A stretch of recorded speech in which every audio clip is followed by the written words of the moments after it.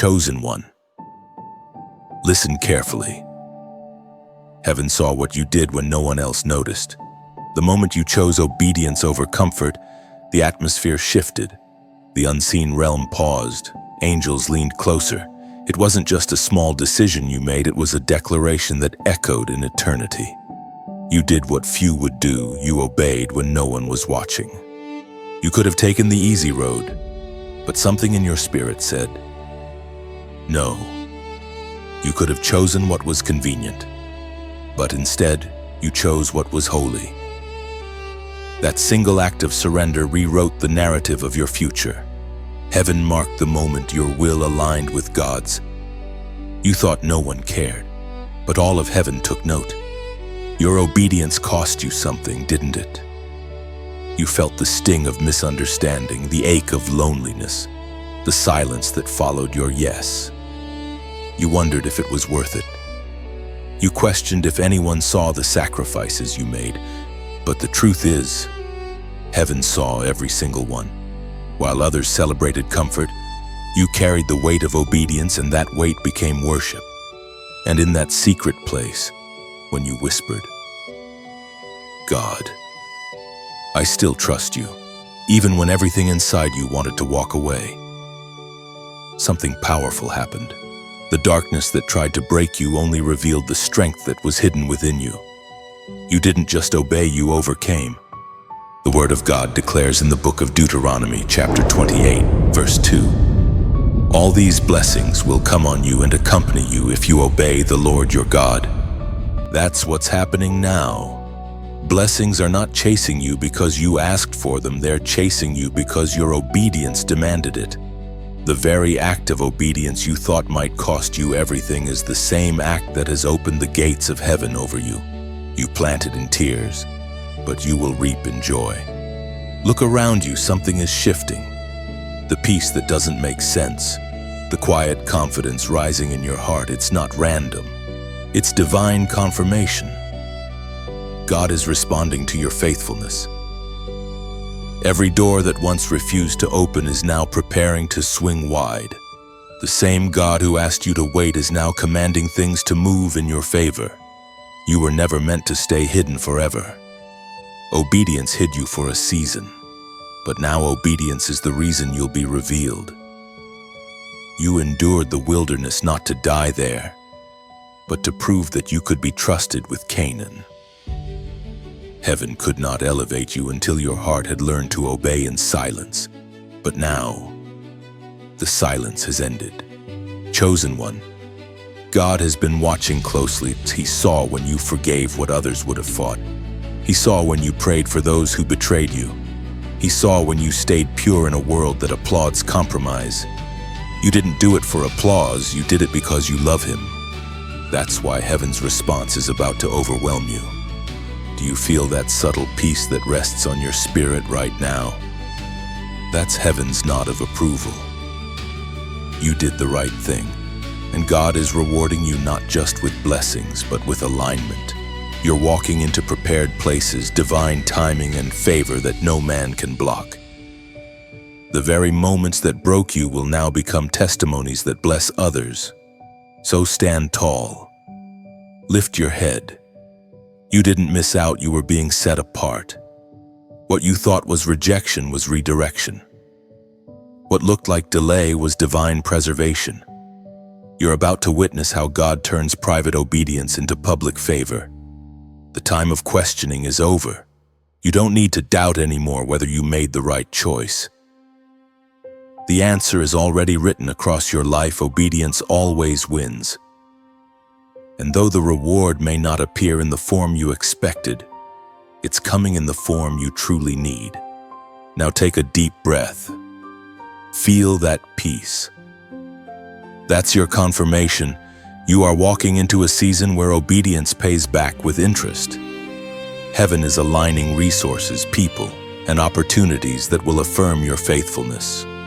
Every yes has produced movement in the spirit, and soon the natural will catch up.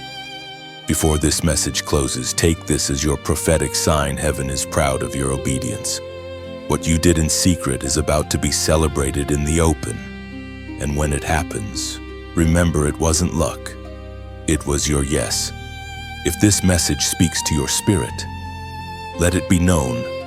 Like, share, and subscribe so that other chosen ones can receive what heaven is releasing.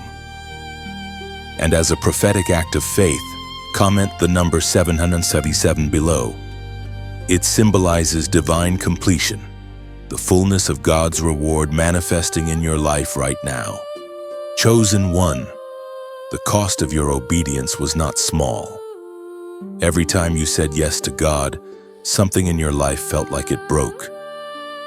You walked through seasons where obedience meant loss, where your loyalty to heaven separated you from people you loved, places you cherished, and dreams you once held dear. You didn't realize that each goodbye was a part of God's refining process. You didn't just say yes to an instruction, you said yes to a transformation. When you obeyed, something inside you was being purified. The pain was not punishment. It was proof that God was making you holy, not just happy. You've learned that obedience isn't about comfort, it's about becoming who heaven designed you to be. There were nights you wondered, why does obedience have to hurt? But heaven whispers now, because what you carry is sacred. Not everyone can go where you're going. Not everyone was built to withstand the fire required to shape you. You are not losing people or opportunities, you are losing distractions. You are being refined into someone who can carry divine authority without being corrupted by it. Do you remember the moments when you had to walk away even though your heart begged you to stay? That wasn't weakness. That was strength disguised as surrender. Every time you chose obedience over emotion, you defeated an unseen enemy. You silenced the accuser who said you would fall. You proved that your love for God was not dependent on outcomes, but on devotion. The Spirit spoke through the prophet Samuel in the first book of Samuel, chapter 15, verse 22. To obey is better than sacrifice, and to heed is better than the fat of rams. That verse isn't just scripture, it's your testimony. You've lived it. You've sacrificed comfort, control, and even companionship to obey. And God took note. Obedience is the currency of heaven, and you have paid the price in full. Now, heaven is preparing the return on that investment. You may not see it yet, but everything you lost through obedience is being prepared for resurrection. The same doors you closed in pain will one day reopen in glory. The people who left you will look again and see the hand of God resting on your life. You won't have to prove anything, your fruit will speak for you. Understand this. Chosen one obedience always invites fire before it brings favor. It purifies motives, tests intentions, and separates imitation from authenticity. You've been in that fire long enough. The refining has done its work. What remains in you now is gold, pure, tested, and ready for use. There is a sacred beauty in the scars obedience leaves behind. They remind you of battles won in silence, of nights when you could have turned away but chose to stand firm. They are marks of maturity, evidence that your love for God has been proven genuine. And heaven loves proven hearts. It's proven. So don't regret your yes. Don't mourn what obedience cost you. Nothing you surrendered will remain lost. The God who asked you to release will also command restoration in His time. Every tear was a seed. Every delay was a divine setup. Every sacrifice was a prophecy in disguise. You didn't just obey, you became the message. Your life now preaches without words. Your obedience is a living testimony that God still finds people who will choose His will above their own. The very pain that tried to silence you has become the proof that your spirit is stronger than your flesh. Chosen one, you paid the price for authenticity. You are walking evidence that obedience, though costly, always leads to greater glory. And while the world may not yet understand why you made the choices you did, Heaven already released the reward. You will see it soon in peace, in promotion, in power. For the cost of saying yes is always outweighed by the beauty of what follows it. And soon, you'll understand why it had to be this way. The pieces will fit together, the tears will make sense, and the ache will turn to awe. You will look back and whisper, "It was worth it." Every yes became the doorway to divine destiny. Heaven is already shifting things around you, aligning circumstances in your favor. The pain that once isolated you is now producing clarity. What you thought was a season of loss was actually a holy exchange, your surrender for God's strategy, your emptiness for His overflowing abundance. So walk forward with quiet confidence. The cost has already been counted. The reward is already written. Your obedience has built something eternal inside you.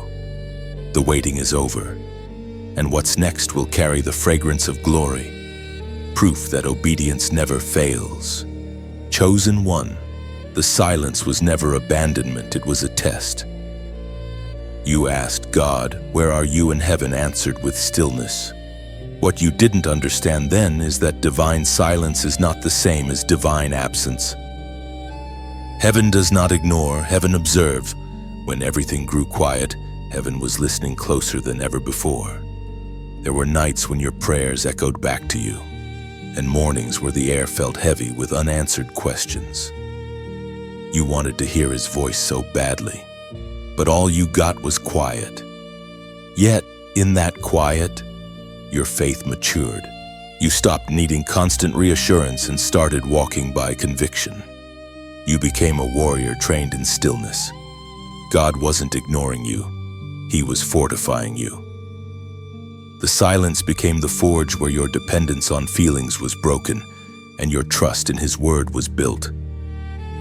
When you couldn't hear Him, you learned to remember Him. When you couldn't sense His presence, you learned to trust His promise. That's spiritual growth, faith without proof, loyalty without applause.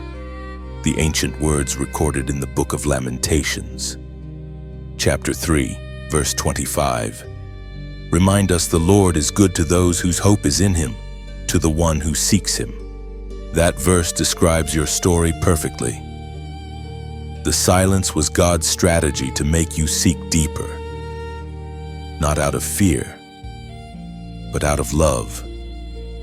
When heaven goes quiet, it's because God wants you to lean closer, not drift away. You thought you were waiting on Him, but He was waiting on you to listen beyond sound, to recognize His presence in peace, to follow His leading without needing confirmation every time.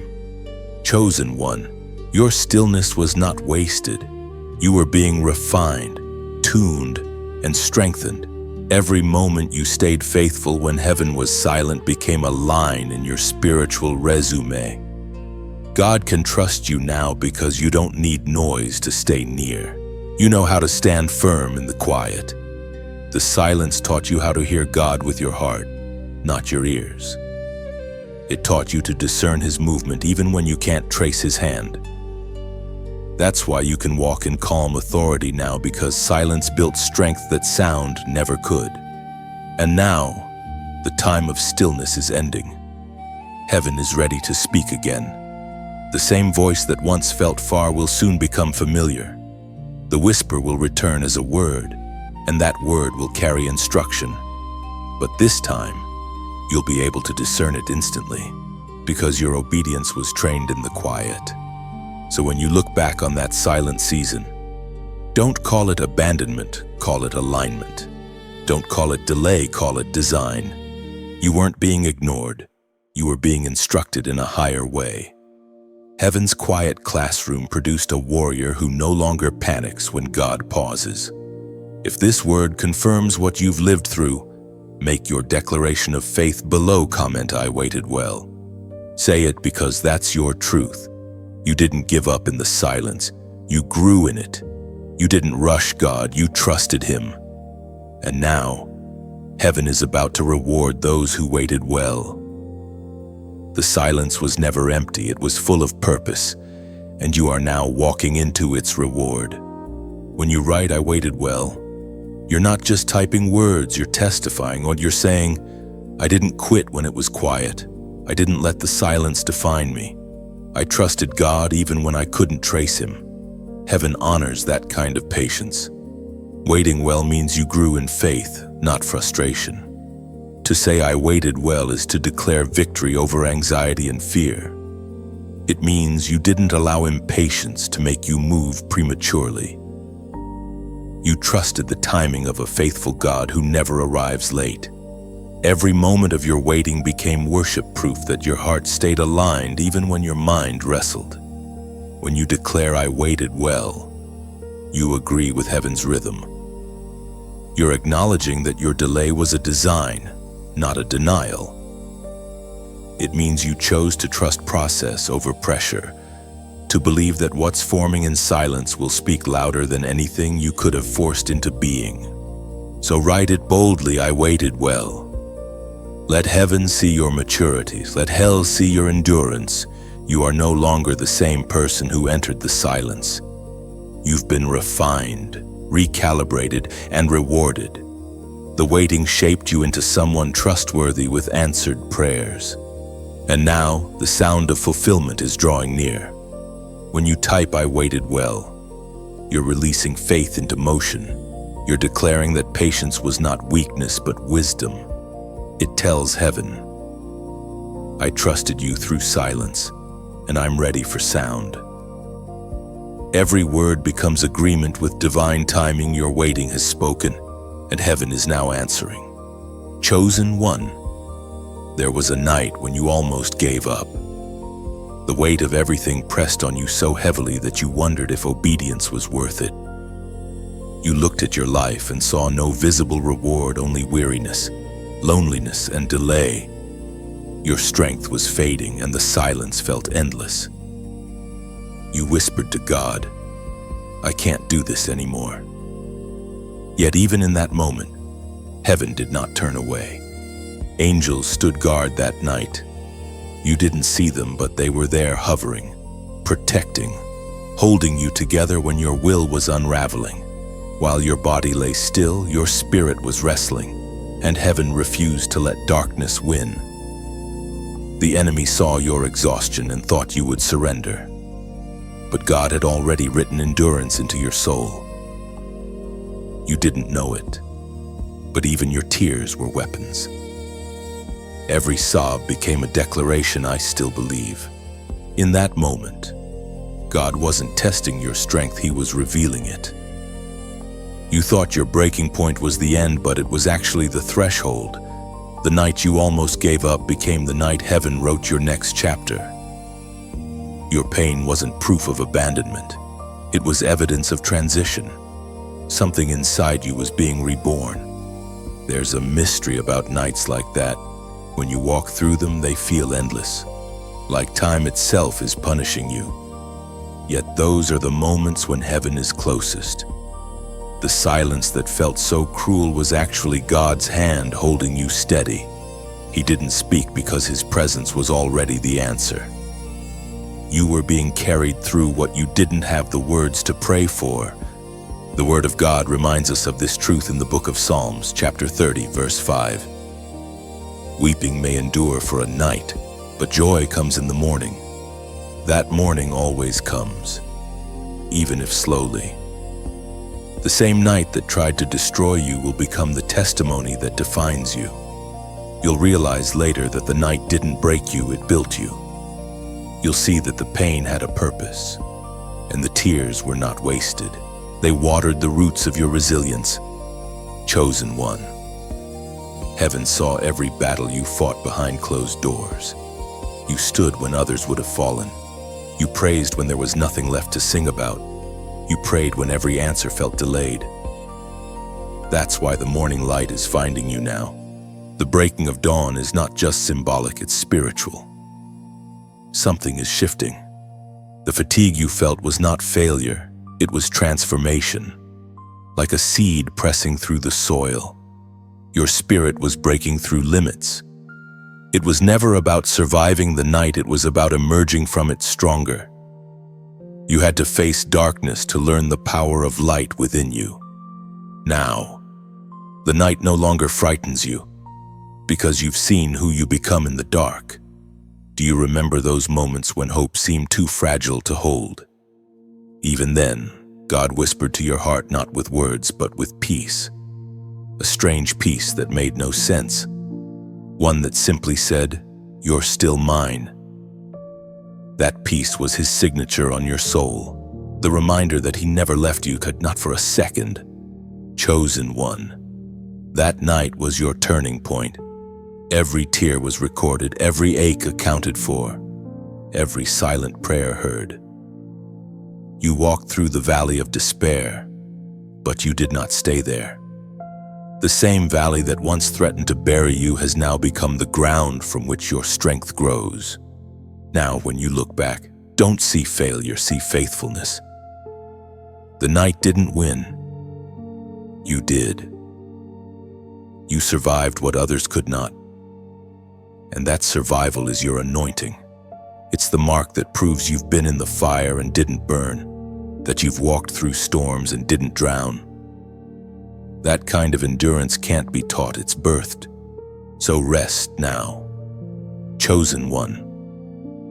The battle that once raged around you is quieting. Heaven has declared that you passed the test. You endured the darkness with your faith intact, and because of that, joy is coming not as a distant promise, but as a present reality. You're about to see why the night was necessary. The pain that once defined you will soon identify you as a vessel of strength. The same hands that trembled in surrender are now ready to carry peace. You are proof that broken doesn't mean beaten, and weary doesn't mean finished. You're still standing because grace held you where strength failed. That night you almost gave up. Heaven calls it the night you were reborn. What felt like an ending was really a beginning. You came out of it wiser, deeper, softer, stronger. And now, light has a different meaning to you, not something to chase, but something you carry. You no longer need rescue, because you've become the evidence that God rescues. Chosen one. Heaven has a record keeper. Every unseen act of obedience, every hidden sacrifice, every whispered prayer when no one was watching, it's all written there. The pages of your faith are inked with your yes, and God has not forgotten a single line. You may not realize it, but heaven's archives have your name engraved among the faithful. Every time you gave, forgave, or stayed when leaving seemed easier, heaven documented it. You thought it was small, but to God, it was monumental. You've been building a legacy of faith, one quiet act at a time, and now the ledger of heaven begins to release its reward. But here's the mystery of divine accounting. Heaven never forgets generosity. Every seed of kindness, every offering of time, love, or prayer multiplies in dimensions unseen. God's kingdom moves through willing hearts, through people like you who give not because they have to, but because they want to see light reach farther than their own hands can stretch. The apostle reminds us in the second letter to the Corinthians, chapter 9, verse 7. Each of you should give what you have decided in your heart to give, not reluctantly or under compulsion, for God loves a cheerful giver. That is the heart of true giving. It's not a transaction. It's an act of trust. Giving is not about money, it's about partnership. When you sow into what feeds your spirit, you're building a bridge for the message to reach someone else standing where you once stood in silence, confusion, or pain. Think of it like a flame passing from torch to torch. You were once in darkness, and someone's light reached you. Now, through your small act of generosity, your flame can ignite another's hope. That's how heaven's flow works. It's not forced, it's shared. It's the beauty of voluntary compassion, of participating in something eternal. If this message has spoken to your soul, if it has strengthened or healed you, then consider keeping that flame alive. Every like is a spark, Every share is a beam of light. Every subscription is another wick lit for the next soul searching in the dark. And if you feel led, not pressured, but gently stirred to go beyond that, you can donate as a quiet act of gratitude. Think of it as watering the soil that once watered you. When you sow into what strengthens others, you plant seeds of hope that heaven will one day return multiplied both in spirit and in blessing. Your support helps this message stay alive, reaching the silent warriors, the unseen believers, the tired dreamers who scroll through darkness looking for one spark of divine truth.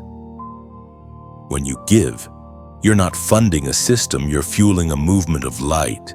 You're saying, "Let someone else feel what I felt when I heard this." And remember, giving is never demanded, it's an invitation. Just as heaven invited you to obedience, this is an opportunity to partner in purpose. You are never expected, only invited, never pushed, only inspired. You can give freely, joyfully, from a heart that overflows not because you're told to, but because you want to.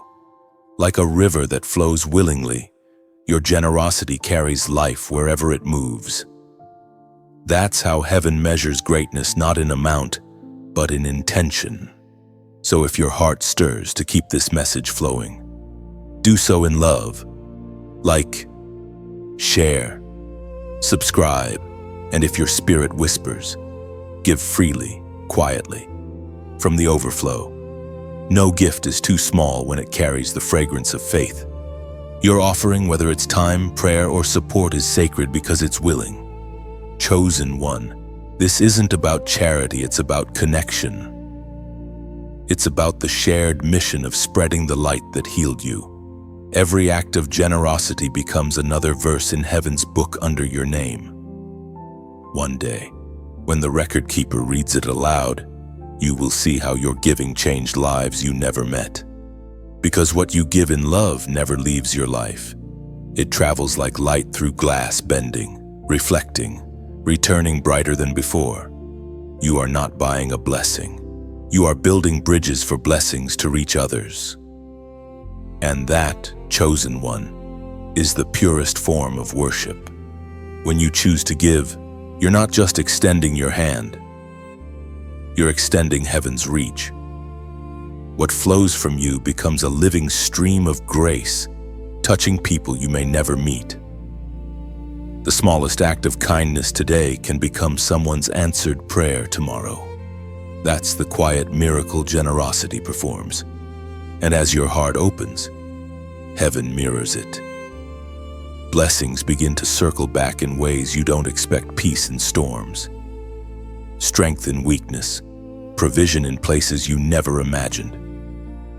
You gave light, and now light will return to you multiplied, glowing through every corner of your destiny. Chosen one, something is shifting in the unseen realm. You can't explain it, but you can feel it. The atmosphere around you is lighter, almost alive. The very air seems to hum with unseen activity. It's because heaven has started moving on your behalf. Your obedience has triggered a divine chain reaction. What was still is now stirring. What was blocked is beginning to open. When you chose to surrender instead of resist, you didn't just change your situation, you changed your spiritual position. Heaven now recognizes your voice in a new way. The same prayers you once whispered in weakness now carry weight. You've graduated from asking to commanding, from hoping to knowing. That's what obedience does, it shifts authority. The unseen world is not chaotic, it is perfectly ordered. Every angel, every element, every event is responding to divine timing, and that timing has reached you. You're not waiting anymore. You're entering. The doors that refused to open before are no longer locked. The delay that felt like denial was only heaven adjusting the schedule to match your readiness. There are alignments happening right now that you cannot yet see. Names are being mentioned in rooms you haven't entered. People are being moved, situations rearranged, opportunities prepared, all to meet your obedience halfway. This is the season where heaven's plans intersect with your faith. The shift is not random, it's response. According to what is revealed in the book of Daniel, chapter 10, verse 12. Since the first day that you set your mind to gain understanding and to humble yourself before your God, your words were heard. And I have come in response to them, chosen one.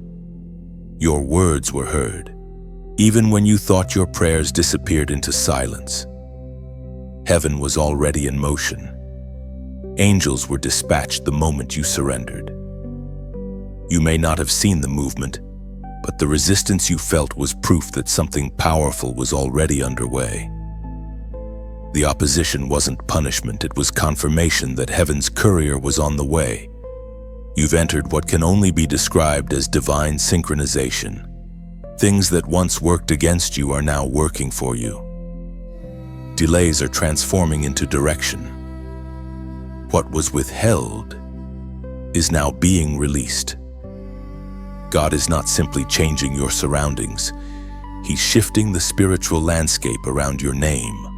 You'll soon notice how certain people are drawn to you, how doors begin to appear in places that once felt like walls. That's the shift. Heaven is matching your obedience with opportunity. You no longer have to chase favor. Favor is now finding you. Chosen one. This is not imagination, it's manifestation. The Spirit has moved from whispering to working.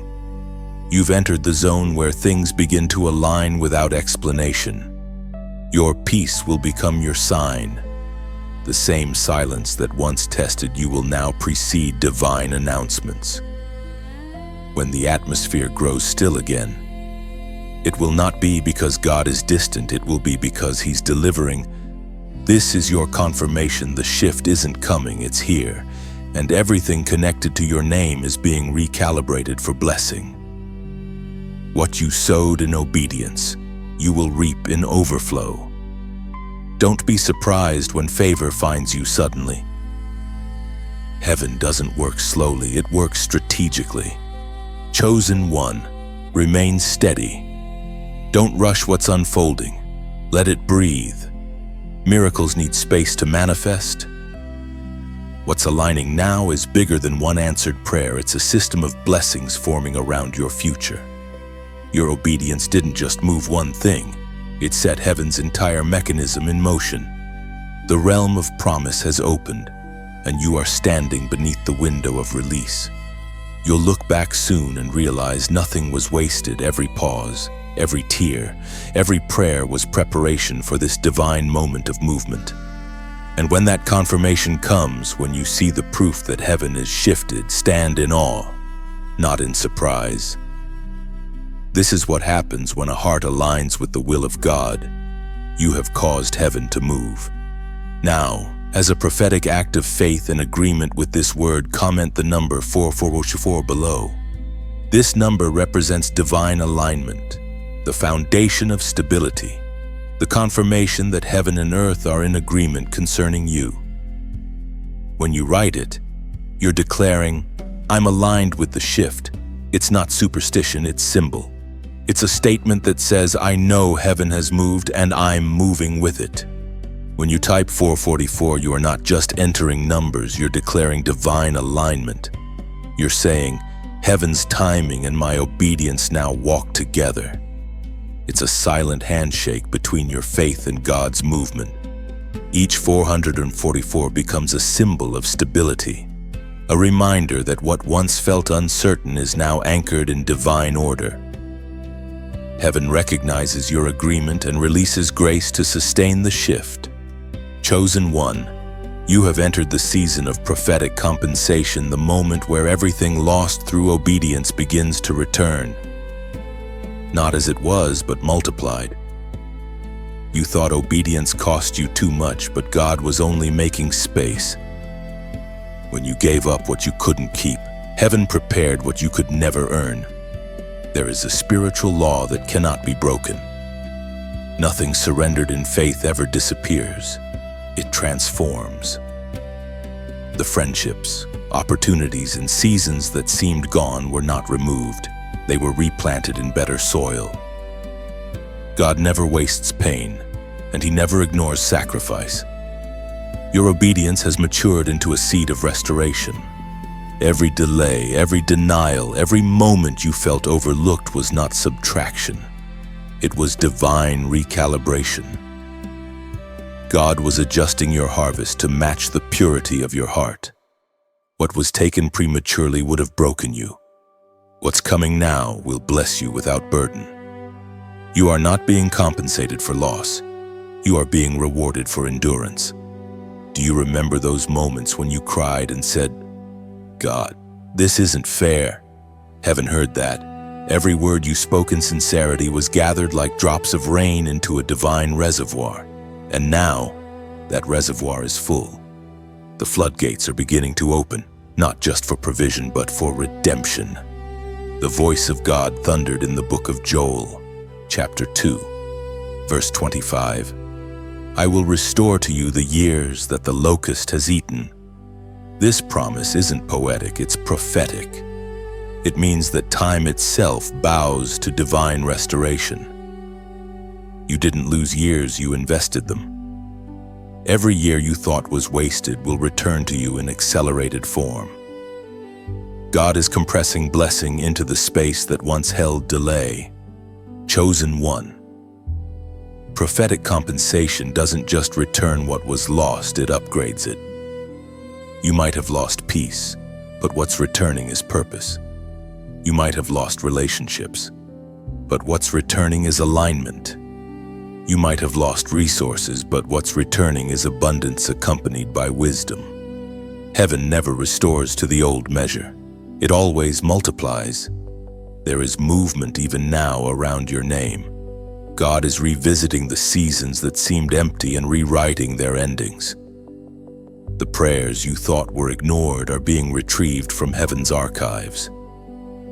You'll soon see things unfold that you forgot you even asked for. This is not coincidence. This is the redemption of your waiting. Do not look for restoration where God has already closed a door. The new blessing will not fit the old frame.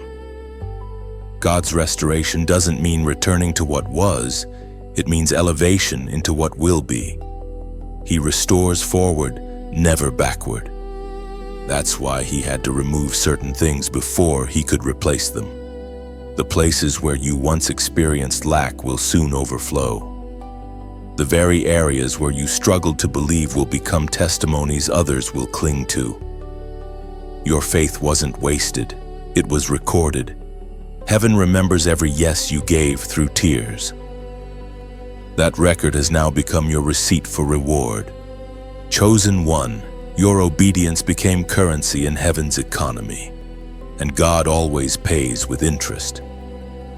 When He restores, He redeems beyond measure. You will recognize it not just in what comes back, but in how it comes peacefully, perfectly, prophetically. The same things that once caused you pain will now produce praise. So walk carefully but confidently. You are stepping into answered prayers that were delayed for your protection.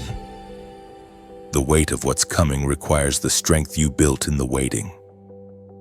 You will not crumble under the blessing because you were trained in the pressure. This is what it means to live in prophetic compensation. You're walking through doors that only obedience could open. You're harvesting from fields you didn't plant alone. Angels worked while you wept. Heaven gathered while you endured. And now, all that hidden work is blooming into visible blessing. In this new chapter, you won't need to prove your worth. God's favor will speak for you. The same people who questioned your endurance will witness your elevation.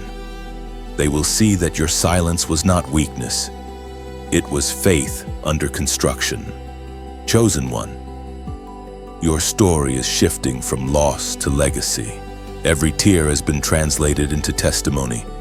You will no longer say, "I lost so much." You will say, "I gained what mattered most." The exchange is happening now, sorrow for strength, pain for purpose. delay for divine acceleration. What's unfolding around you is not repayment, it's rebirth. The hand of God is restoring not just things, but you. You are being made whole again emotionally, spiritually, and even physically. The same voice that called you into obedience now calls you into overflow. And when the blessings begin to pour, remember this truth: you didn't earn them, you became them. You are the evidence of divine reward. Your life itself is the restoration God promised. Chosen one. There's a sound echoing through the spiritual realm, the sound of regret from the enemy's camp. The adversary underestimated the depth of your endurance. He thought your breaking point was your finish line. But you carried something he couldn't comprehend: divine resilience. You weren't just surviving the storm, you were mastering it. The enemy planned your exhaustion, your confusion, your loss of confidence. He wove obstacles into your path, hoping to watch you stumble. But every time he struck, heaven turned the strike into strategy. Every wound became a weapon, every scar a signature of strength. What was meant to silence you has instead refined your voice. You see, the enemy misread your silence. He thought quiet meant defeat. He thought isolation meant surrender. But silence was your weapon. It was you listening for God's next instruction. And while the enemy mocked your stillness, heaven was moving pieces into place. You were not stuck. You were being strategically positioned. Now, that same enemy watches helplessly as what he meant for evil becomes the soil for your success. The very areas where he tried to humiliate you will soon host your vindication. The tables are turning not out of revenge, but out of revelation. God is showing that obedience always triumphs, even when it looks like loss. There is power in being underestimated. The enemy targeted you because you carried light, but he never anticipated that your light would expand under pressure.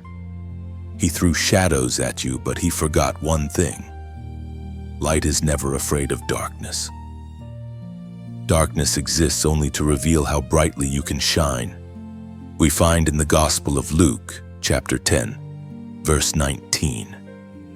I have given you authority to trample on snakes and scorpions and to overcome all the power of the enemy. Nothing will harm you. This isn't just a verse, it's your reality. You've been walking in divine authority without realizing it. Every trial you endured didn't take from you, it trained you. You now carry spiritual authority that cannot be shaken by circumstance. You have learned that power doesn't always roar sometimes. It simply endures. Chosen one. The enemy's regret is not just about what you overcame, it's about who you became. He wanted to break you, but all he managed to do was expose your strength. You are now a living contradiction to his plans. Every time you smile after surviving a storm, you defy hell's logic. Every time you choose peace instead of bitterness, heaven wins again. What the enemy used to weaken you has now become your weapon. Your pain now speaks fluently in the language of purpose. The wounds you once hid have become testimonies that carry healing for others. You no longer walk wounded, you walk wise. You no longer cry in despair, you cry in gratitude. The enemy's regret is loud because he can no longer touch what obedience has covered. He lost access the moment you refused to quit. When you stayed faithful in hardship, you built a wall around your destiny that darkness cannot breach. You may still face battles, but they will no longer break you. They will only reveal the power within you. And now, God is allowing your victory to become visible, not to boast, but to bear witness. People who once doubted your strength will soon testify about your peace. Those who spoke against you will be forced to acknowledge that the hand of God is unmistakably upon you. The same mouth that cursed will now bless. Chosen one, the story is shifting. You are no longer fighting for survival, you are walking in authority. You have moved from victim to vessel, from target to testimony. What once chased you will now serve you. That's divine reversal. Don't dwell on the enemy's regret, focus on heaven's reward. The noise of hell is only proof that you have advanced too far to be touched. When darkness regrets losing, it gets loud. Don't confuse noise with power. The louder the regret, the greater your confirmation that breakthrough has arrived. You are living proof that faith outlasts attack. You didn't win because you were stronger. You won because you were surrendered. The enemy cannot defeat what God defends, and obedience makes you untouchable. You've become the evidence that endurance is the highest form of warfare. So walk boldly now. The enemy's regret is the sound of chains breaking. Every loss has been reversed, every lie exposed, every attempt wasted. What was designed to destroy you has become the foundation upon which God is building something indestructible. Chosen one, the adversary has learned too late that you are not to be toyed with. You are sealed by grace, armed with faith, and surrounded by light. His regret will echo, but your victory will reign. Heaven smiles while hell trembles, for what God has established in you cannot be undone. Chosen one, this is the moment where consistency meets coronation. You've walked through fire, endured storms, faced delay, and yet you never stopped walking. The path was narrow, the nights long, and the silence heavy, but you didn't turn back. You kept moving even when motivation disappeared. That is what separates the called from the chosen. Many start strong, but few finish faithfully. You didn't run ahead of God, you walked in step with Him. And because of that, a crown has been reserved for you, not of gold or jewels, but of endurance, integrity, and spiritual maturity. You didn't just survive, you stayed steadfast. There were moments when temptation whispered, "Take the shortcut," but you refused. You chose righteousness over recognition, truth over convenience, faith over fear. Every time you made that choice, heaven noted it. You became the example of what true obedience looks like when no one applauds. The apostle reminds us in the second letter to Timothy, chapter 4, verse 7, "I have fought the good fight. I have finished the race. I have kept the faith." That is the anthem of your soul. You have kept the faith, not perfectly, but persistently. Even when your strength was thin, your loyalty remained thick. You didn't bow to pressure, you bowed to purpose. Chosen one, heaven is crowning you not because you were flawless, but because you were faithful. Every unseen day of endurance, every moment you refused to compromise, has built a spiritual strength no trial can undo. This crown is not given for speed, but for stamina. And now, you carry an unseen authority. When you speak, heaven listens. When you pray, things shift. When you move, angels follow. You've become a living reminder that consistency in obscurity leads to coronation in destiny. You're not just being rewarded for what you did, you're being trusted with what comes next. Don't let the weight of responsibility intimidate you. This new season isn't punishment, it's promotion. You have graduated from surviving trials to stewarding triumphs. Your crown is not a decoration, it's a call to lead, to shine, to stand. There are people watching you now who need your endurance as proof that obedience still pays. You are their reminder that steadfastness is not weakness, it's divine strength in slow motion. You carry the anointing of those who never gave up, and heaven calls you a finisher. Chosen one, wear your crown humbly. Remember that it wasn't bought by perfection, but by perseverance. This is not the end of your story. It's the recognition of your faith's endurance. You've been tested, tempered, and now trusted. Let your life testify that the crown is for the consistent. not the comfortable. Every time you refused to quit, you forged your crown in fire. Every tear became part of its gold. And now, it shines not because of luxury, but because of legacy. If you can feel this word stirring in your spirit, if something deep inside you says, "This is me," then stand in silent agreement and make your declaration below. Comment, "I finished strong." Say it not with pride, but with gratitude. When you type those words on, you are affirming that despite everything, the confusion, the exhaustion, the battles, you didn't break. You finished the test of endurance with faith intact. Heaven calls you crowned, chosen, and confirmed.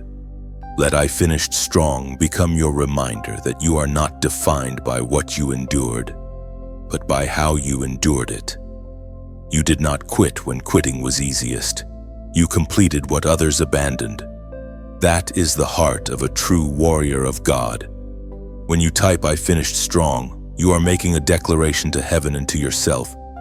You're saying, "I didn't quit when I could have. I didn't bow to pressure. I trusted God even when everything around me told me to give up." That statement becomes your spiritual signature of perseverance. To write "I finished strong" is to acknowledge that your scars are not shame, they are symbols of survival. It means you didn't just make it through, you matured through it. Every battle refined you. Every setback recalibrated you. Every hardship taught you how to lean, not on your strength, but on His. That's what strength truly is, trust. When you say those words, heaven hears faith, not fatigue. The angels that once guarded your weary nights now rejoice, because your endurance has become your evidence. You didn't lose your faith in the fight, you found it. And that's why heaven crowns you not for winning fast, but for finishing faithfully. So declare it boldly, "I finished strong." Let it echo beyond your lips into your spirit. Let it remind you that the battle didn't break you, it built you. You are no longer who you were when this began. You are stronger, wiser, and forever marked as a finisher. Chosen one. Now the blueprint begins to unfold. You're starting to understand why everything had to happen the way it did. The detours, the delays, the broken plans, all of it was part of a map only heaven could design. You weren't lost. You were being led through unmarked territory.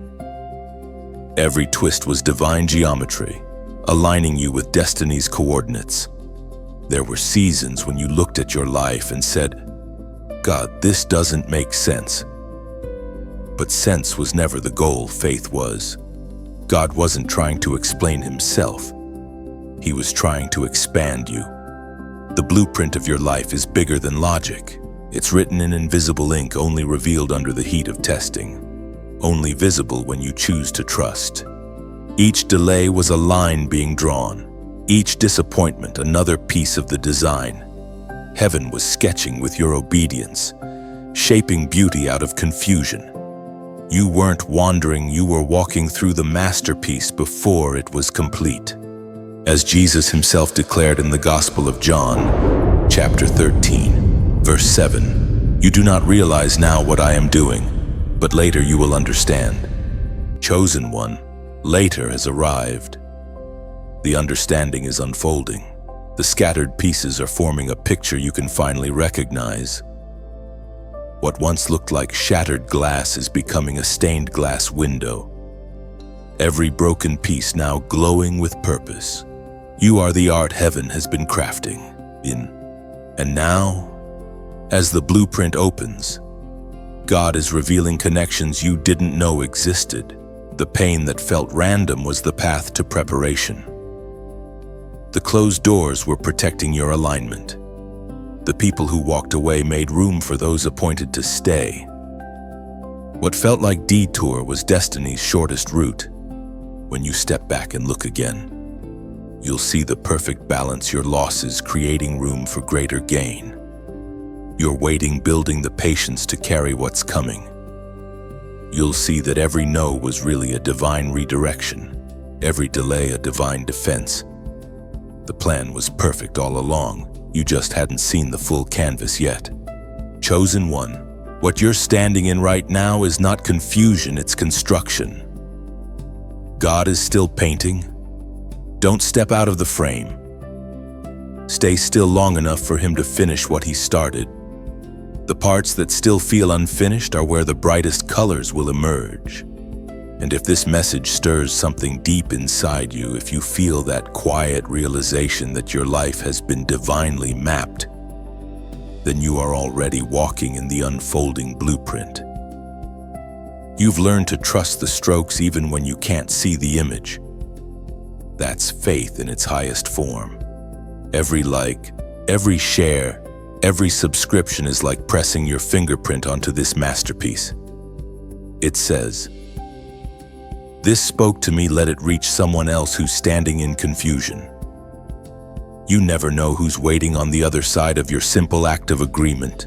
The ripple could travel farther than you'll ever see. And if your heart ever feels led, not pressured, but quietly nudged to give, to donate, think of it as placing another brushstroke on heaven's canvas. Giving isn't payment, it's participation. You're adding color to the painting that once brought you peace. You're helping light reach someone else's midnight. That's not obligation, that's beauty. When you give, you become part of the story. You're not standing outside watching, you're holding the brush with God, co-creating moments of hope. You're not funding words, you're fueling restoration, like rain falling on thirsty ground. Your generosity awakens seeds that will bloom long after this moment ends. Your support, whether through a like, a share, a kind comment, or a small gift, carries divine weight. Each act becomes a spark that lights another corner of the world. And the best part, you get to do it freely, joyfully, willingly. That's the purest form of giving, when it flows from gratitude, not pressure. Chosen one, you are part of something larger now. You're standing inside heaven's unfolding plan, where every choice, big or small, builds a bridge of purpose. Whether you simply listen or you decide to give, know that every action made in love echoes in eternity. If this word has touched your heart, let it rest there for a moment.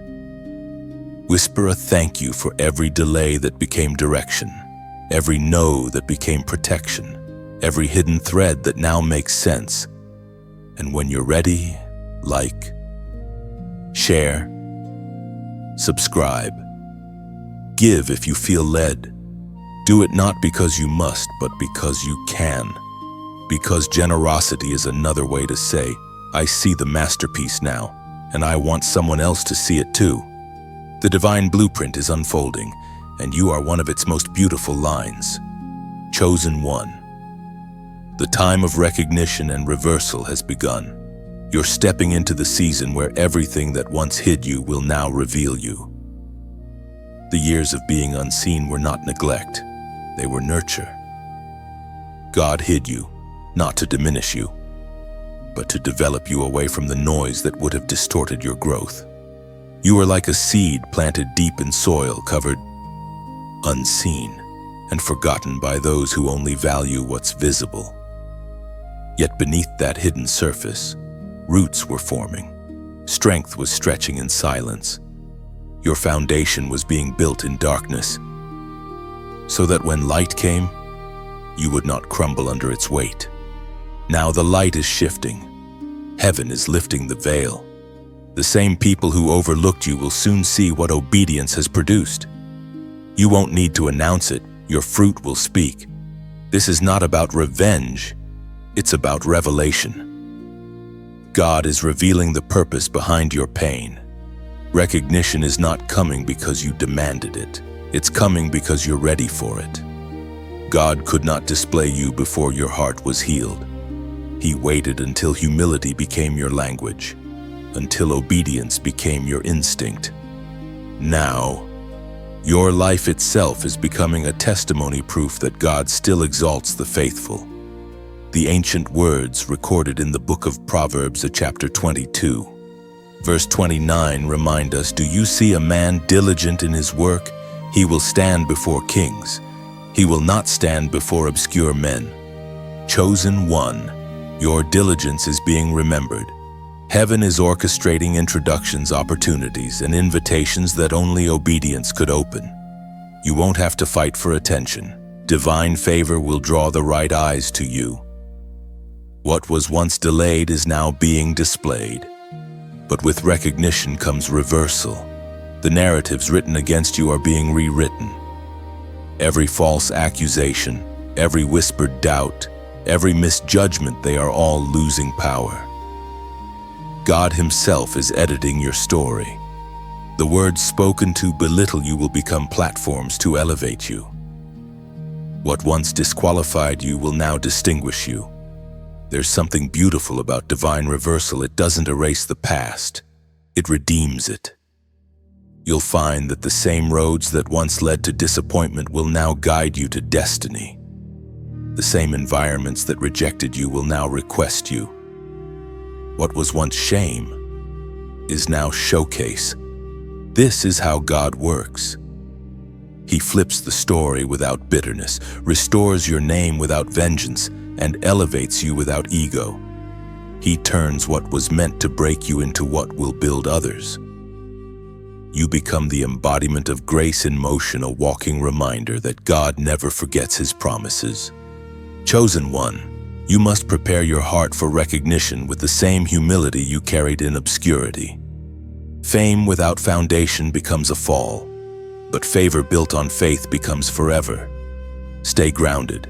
Stay grateful. Remember who you were when no one clapped. That person is still the vessel heaven trusts most. When people begin to notice you, when doors start opening faster than you can step through, pause and breathe. Don't rush the stage, honor the process. God is not promoting you for display, He's positioning you for influence. You are being placed where your obedience will echo, where your endurance will inspire others to believe again. You will soon find yourself in places that once felt impossible.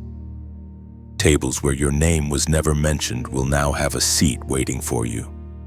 Conversations will shift. Eyes will turn. But none of this will change who you are. It will simply reveal who you've always been, a vessel molded for glory. Chosen one, do not fear the spotlight. It's not here to blind you, but to illuminate what God has done. When they ask how you survived, tell them about grace. When they ask how you stayed, tell them about faith. When they ask why now, tell them about timing. You are the proof that waiting works. Recognition is not reward alone, it's responsibility. The light now on you must shine through you.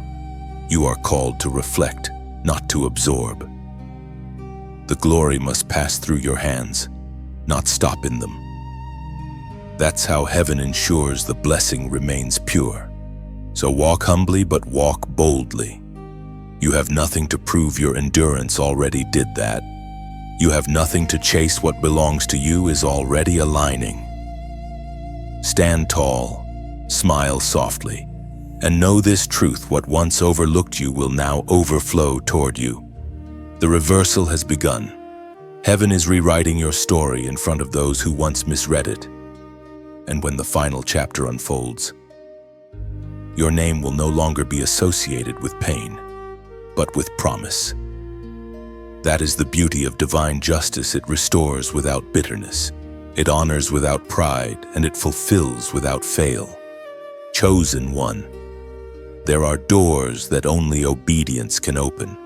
You may have tried keys of effort, intelligence, or connection, but none of them fit because those doors were not made for human strength. They were designed for surrendered hearts. When you obeyed, even in the unseen, you unlocked realms that could not be accessed through striving. This is that moment. The sound you hear in your spirit, the gentle click of alignment, that's the sound of heaven opening what once felt sealed. You are standing before doors that respond to purity, not pressure. They recognize the sound of your obedience and swing open, not by might, but by divine permission. You see, chosen one, There are doors that pride can't open, talent can't sustain, and money can't buy. But obedience, it disarms every lock. Every time you said yes when your flesh screamed no, you shaped a master key. And now, those doors are answering to the sound of that key, as was spoken in the sacred texts of old in the book of Revelation, chapter 3, verse 8, I have placed before you an open door that no one can shut. That is your portion now. The open door is not just opportunity, it's divine access. You are being invited into places that match your purity, not your popularity. Heaven only opens what you are ready to handle. That's why the waiting was so long. It wasn't punishment. It was preparation. Some of the doors you knocked on before didn't open because they led somewhere smaller than your calling. God had to close them to keep you from shrinking into comfort. The right doors open when you grow into the person who can walk through them without losing yourself. Chosen one, don't be afraid of the new. These doors may lead you into unfamiliar spaces, but you're not stepping in alone. Every step has already been mapped by grace.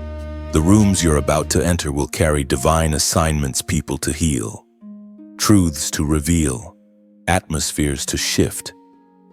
You are not being promoted for pleasure. You are being positioned for purpose. And here's the miracle: you don't have to force these doors. You won't need to plead or prove. Your presence, purified through patience, is the password.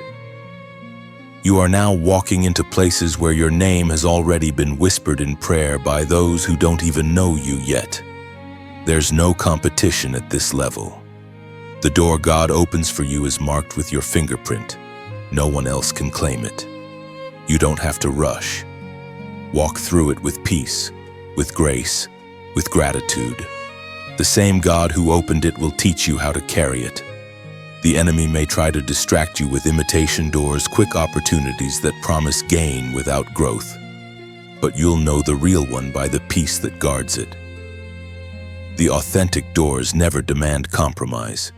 They require courage, but they carry calm. Chosen one, this is your season of divine unlocking. Everything that felt withheld is now being released, not because you demanded it, but because you became it. You became trustworthy, steady, surrendered. Heaven rewards that kind of heart. When you walk through these doors, remember this truth: they don't just open for you. They open through you. Every time you enter a new level of favor, you're making a way for others to follow. Your obedience becomes their open door.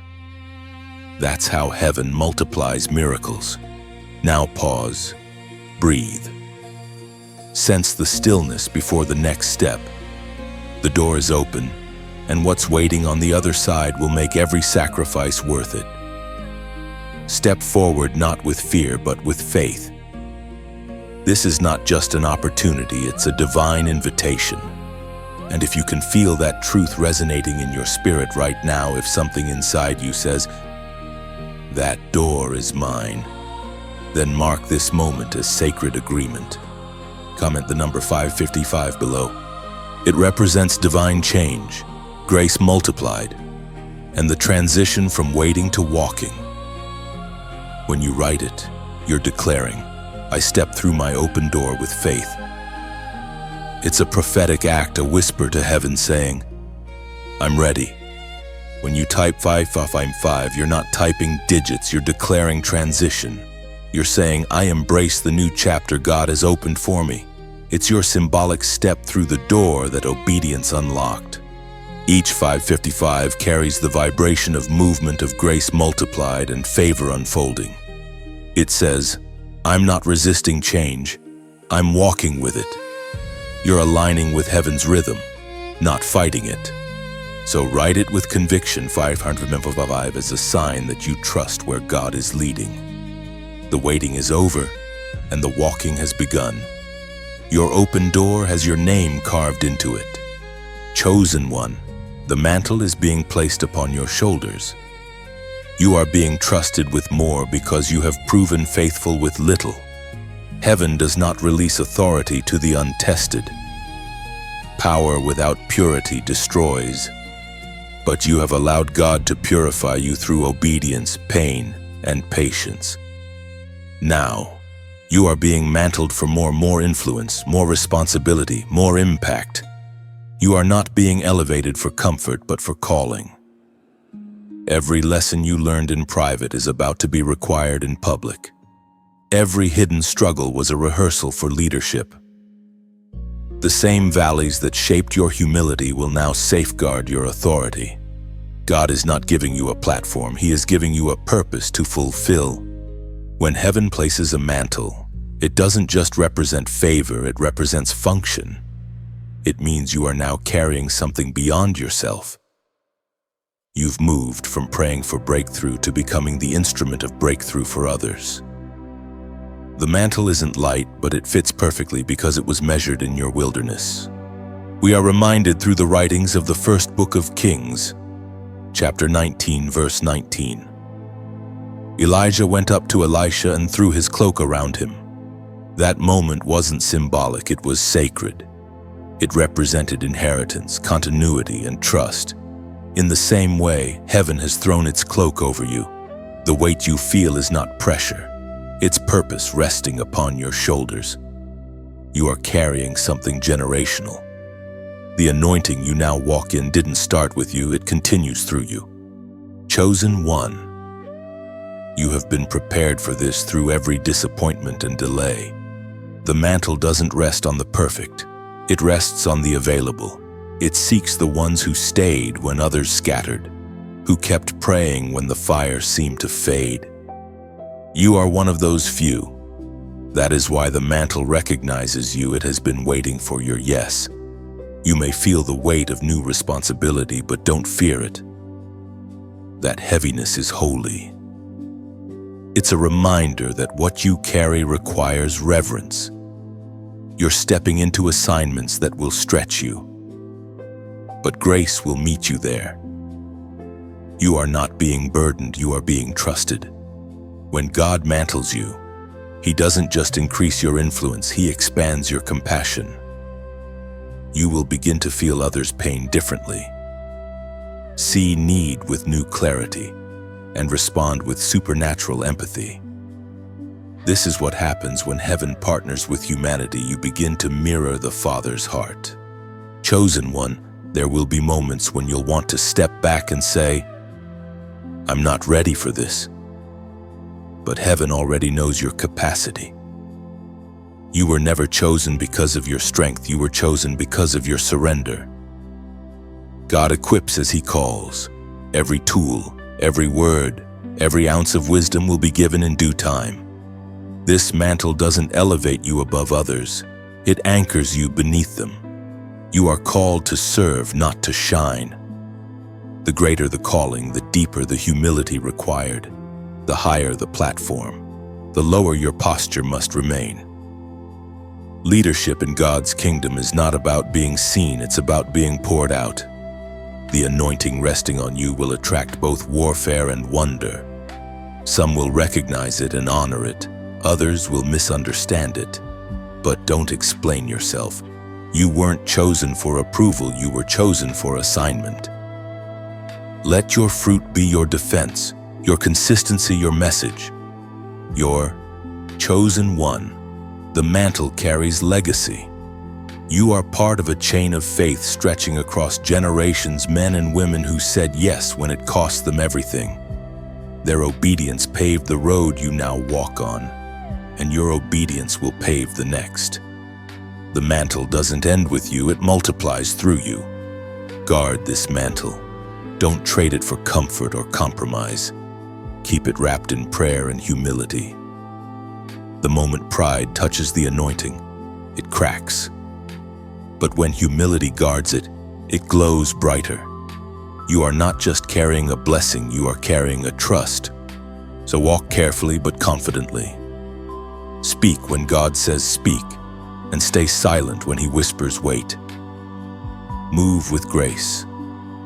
and know that every step forward expands the reach of His kingdom. You are now both a vessel and a voice. Chosen one, remember this truth: the mantle you carry is not about status, it's about service. It's about representing heaven in a world that has forgotten how to listen. You are being positioned to rebuild faith where it has fallen, to rekindle fire where it has faded, to remind people that God still chooses ordinary vessels for extraordinary purpose. The mantle rests, the mission begins, and heaven stands behind you, whispering, "You're ready." Chosen one, the season of fulfillment is unfolding. What once existed only as prophecy in your heart is now stepping into reality before your eyes. You have waited, prayed, endured, and believed, and now, heaven's timing has aligned perfectly with your faith.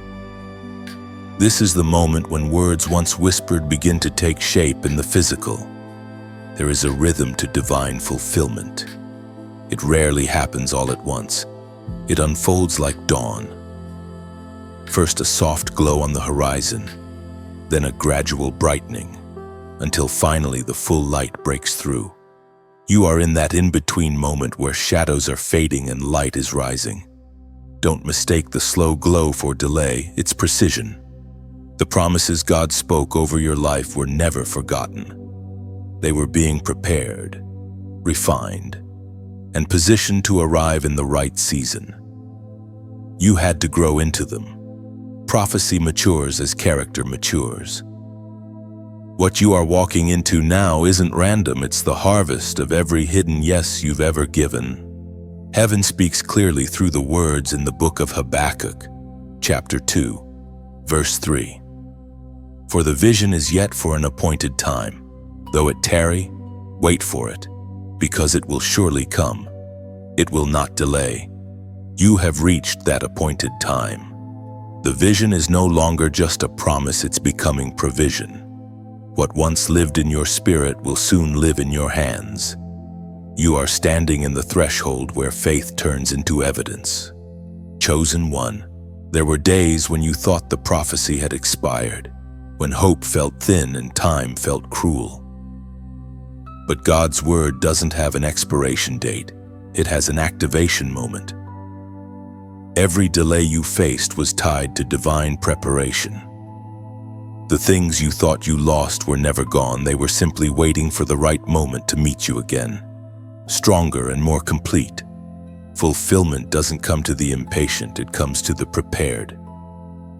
You had to become the person who could hold what you once only dreamed of. Prophecy isn't magic, it's partnership. Heaven writes the promise, but obedience builds the capacity to carry it. You've done the building, now comes the birthing. The strange ache you felt lately, that mix of anticipation and holy restlessness, is the stirring of fulfillment inside you. It's the signal that something you've carried in faith is about to breathe. The prayers you thought went unanswered are suddenly resurfacing, reminding you of how long you've believed. Nothing was ignored. Everything was incubating. Chosen one, when prophecy fulfills, it often arrives quietly. Don't expect thunder or applause. Sometimes it comes as a gentle moment that feels ordinary until you realize, this is what I prayed for. Heaven hides glory in simplicity so that gratitude, not pride, becomes your first response. Look closely at your surroundings. You'll notice signs of alignment everywhere. Conversations falling into place, opportunities appearing at just the right time, doors opening without effort. That's the sound of prophecy unlocking. The ease you feel isn't coincidence, it's confirmation. Grace always feels light after the weight of waiting. The beauty of fulfillment is that it reveals how intentional God has been all along. You'll realize that nothing was random. The detours, the disappointments, the delays were all choreography. The things that once confused you will start to make sense. The puzzle pieces that never fit before now click perfectly into place. But even as the promises unfold, Remember, fulfillment isn't the end, it's a beginning. Every answered prayer creates new responsibility. Every promise kept becomes a platform for greater faith. What God fulfills through you, He intends to flow through you. You are not the destination, you are the continuation. Chosen one, hold the blessing with open hands. Don't cling to it, steward it. The same obedience that brought you here will sustain what's been fulfilled. Gratitude must become your rhythm, humility your anchor. The moment you stop worshiping the giver for the gift loses its meaning. You are now walking in prophecy made visible.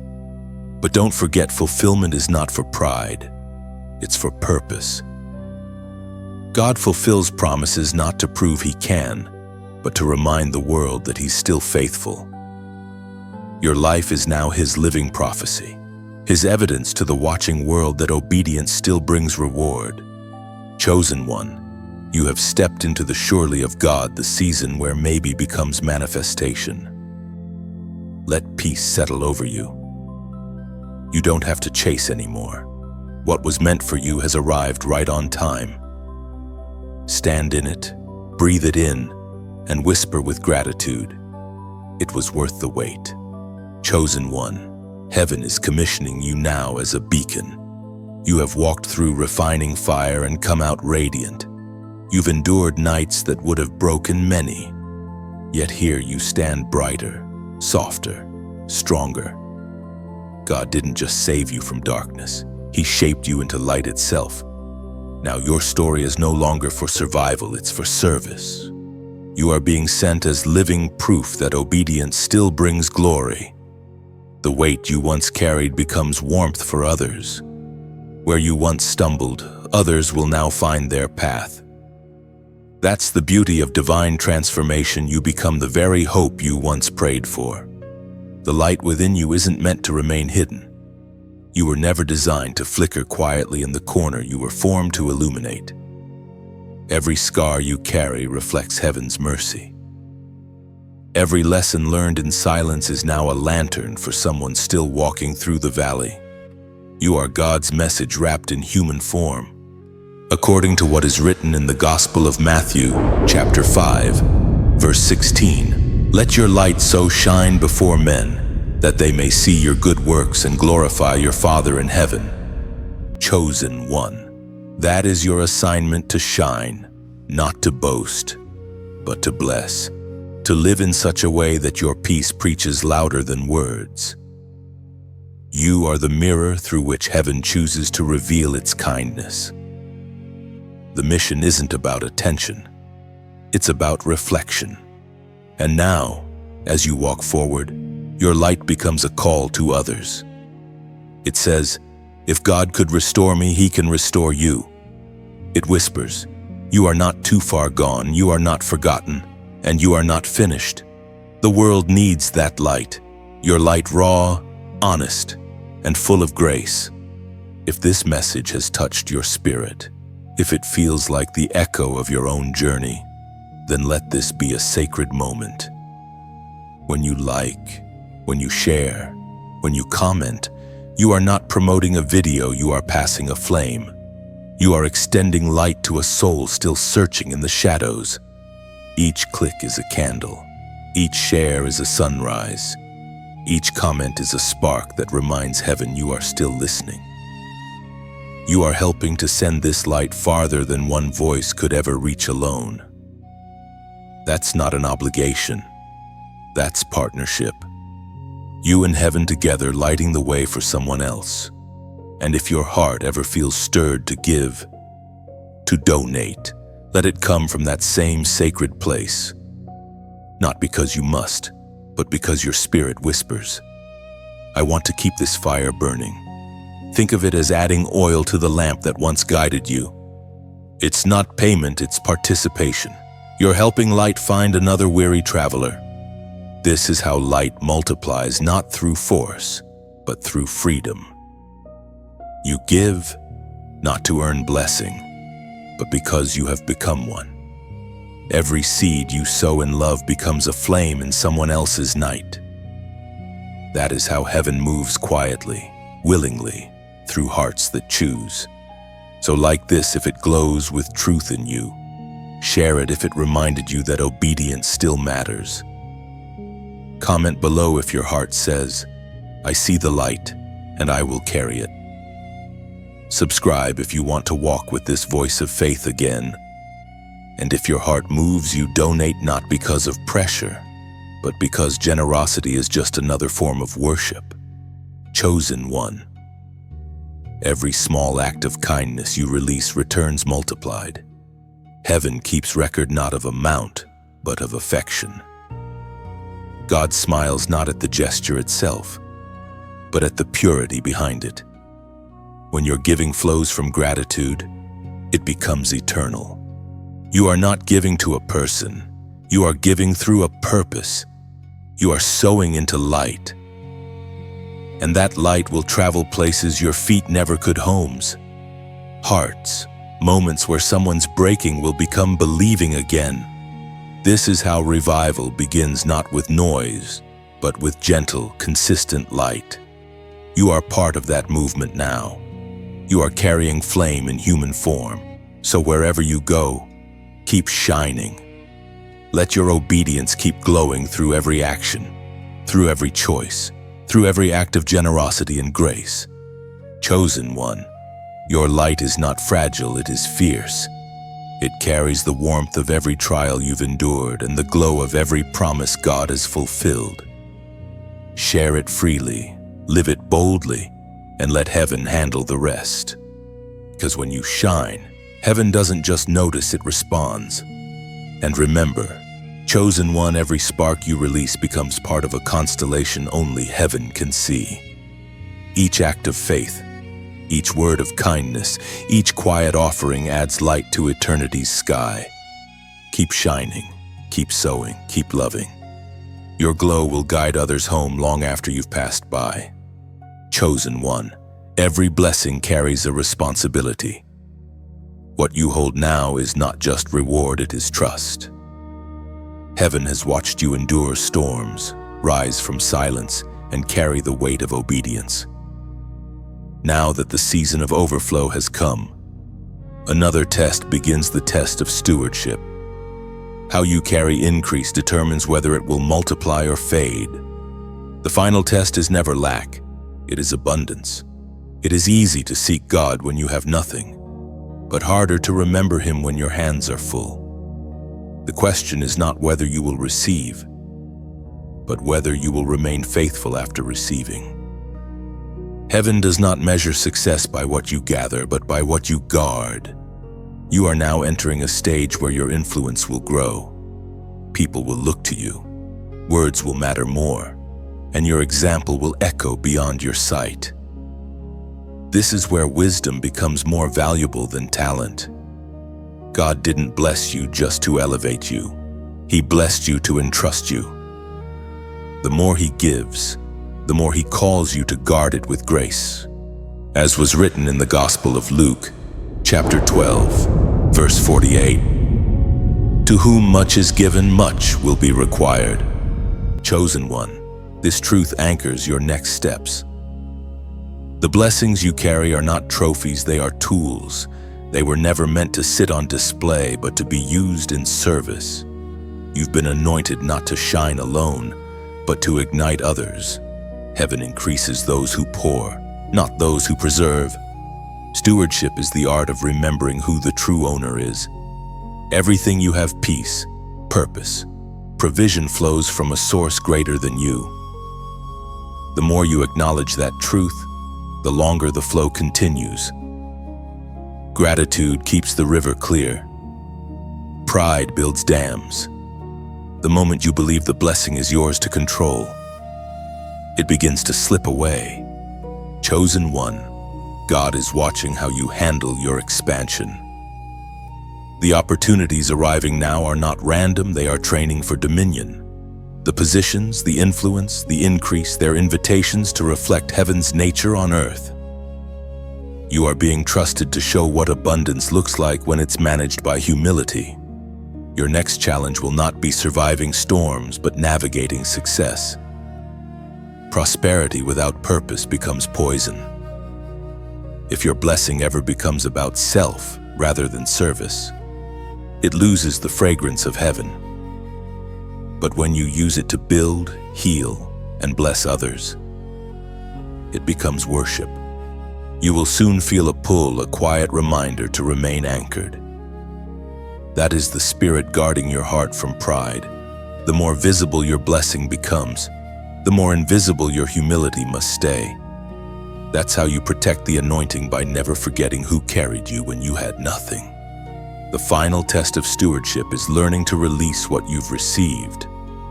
The same open hands that welcome blessing must remain open to share it. What you give away freely will never leave your life. It simply changes form, multiplying in unseen ways. God can only refill what you refuse to close. Chosen one, your influence will stretch farther than you imagine. Your words will comfort people you've never met. Your obedience will ripple through generations. But remember, your name was never meant to be the message. Your life is meant to point back to the one who called you. Be wise in this next season. Guard your peace as fiercely as your platform. Protect your integrity more than your reputation. When the spotlight grows brighter, stay hidden in prayer. When applause grows louder, listen instead for the whisper of heaven. These are the rhythms of those who remain trustworthy under the weight of blessing. Stewardship is not perfection, it's consistency. It's waking each day and saying, God, everything I have is still yours. That simple surrender keeps the oil flowing, keeps the fire burning, keeps the blessing pure. You were never called to control the outcome, only to carry the responsibility well. And remember, chosen one. Stewardship is not about pressure, it's about partnership. God does not demand perfection from you, He desires presence with you. When you walk in gratitude, the burden of blessing becomes light. The same God who gave it will guide you in how to keep it. Your greatest testimony in this next chapter won't be what you receive, it will be how you handle it. The grace that carried you through scarcity will also carry you through abundance. Walk humbly. Speak kindly. Give freely. Let your stewardship be the proof that you were not just blessed, you were trusted. Chosen one. Heaven now crowns you and calls you higher. You have walked through fire and found favor. You have endured seasons where faith was your only light, and yet you kept walking. This is the moment where all the unseen years find their voice, where heaven's recognition wraps itself around you like a garment of peace. The crown you receive is not a symbol of superiority. It is the seal of completion. It carries the fragrance of your journey, the weight of your endurance, and the beauty of your obedience. You are not being crowned because you conquered others. You are being crowned because you conquered yourself, your fear, your doubt, your hesitation, your despair. This crown is invisible to the world, yet unmistakable to heaven.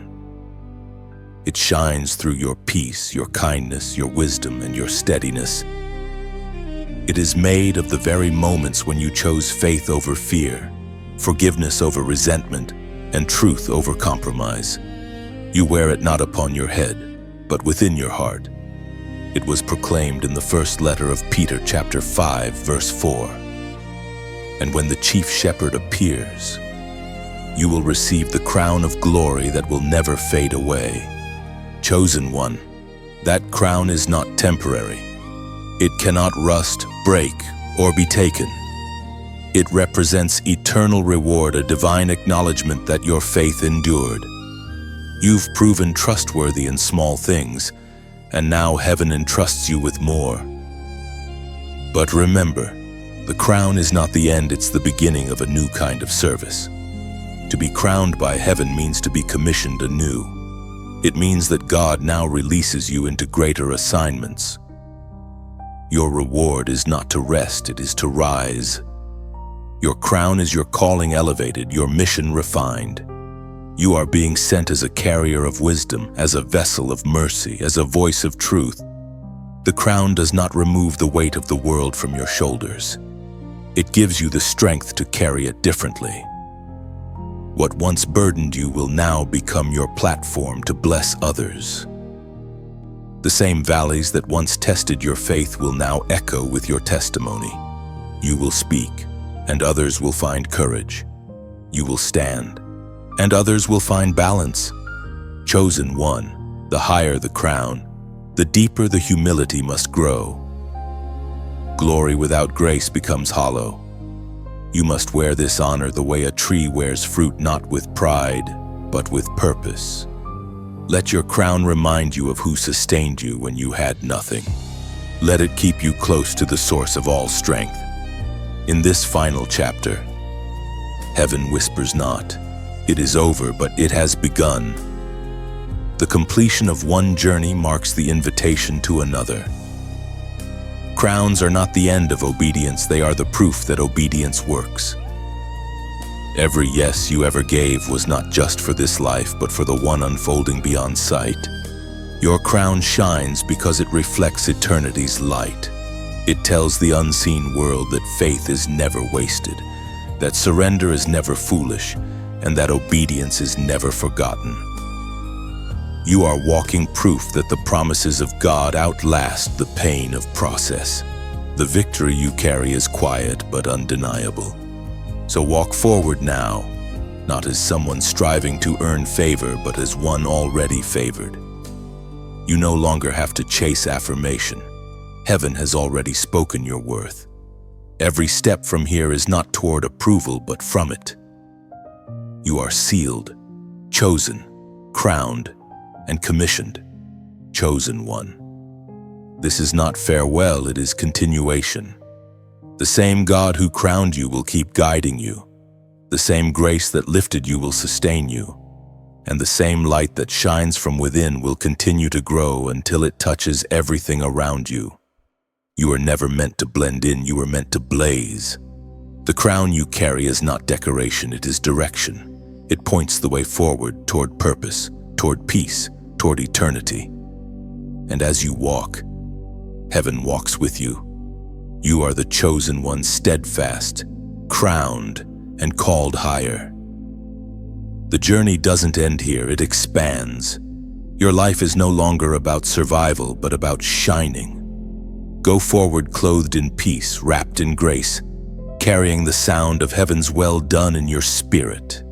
Even when this message fades, its truth will remain within you. The same voice that found you in the valley will keep speaking on the mountaintop. You are not finished.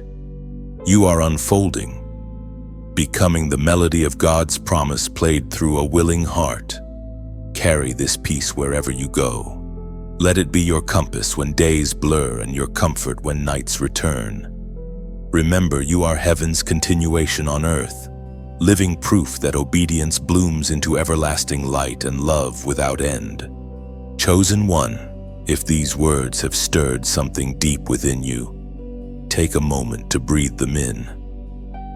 Let this not just be the end of a message, but the beginning of movement, a sacred ripple that travels from your heart to another. What you carry now is light, and light was never meant to be contained. When you like, when you share, when you comment, you are not just interacting with content, you are extending the reach of hope. Each click becomes a seed, each share a doorway, each comment a quiet echo that says, I am still listening, I am still believing. You help this message find the ones who need it most, the weary hearts waiting for proof that God still speaks through ordinary moments. And if your heart ever whispers to give, to donate, do it gently, freely, from gratitude. Think of it as pouring a little oil back into the lamp that once guided you. Your giving is not obligation, it's a form of worship, a continuation of the same obedience that brought you here. You're helping light find another soul still standing in the dark. Subscribing is simply saying, I want to walk in this light again. It's not following a voice, It's walking beside one. It's choosing to stay connected to the flow of words that remind you of who you are and whose you are. So, before this moment fades, let your heart respond in whatever way feels right. Like if it lit something in you. Share if you want someone else to see the light. Comment if this word became your confirmation. Donate if gratitude moves your spirit. Subscribe if you wish to keep journeying together. However you choose to respond freely, quietly, sincerely know that heaven sees it all. You're not just supporting a message, you're sustaining a movement of light. And through you, chosen one, that light will never go out,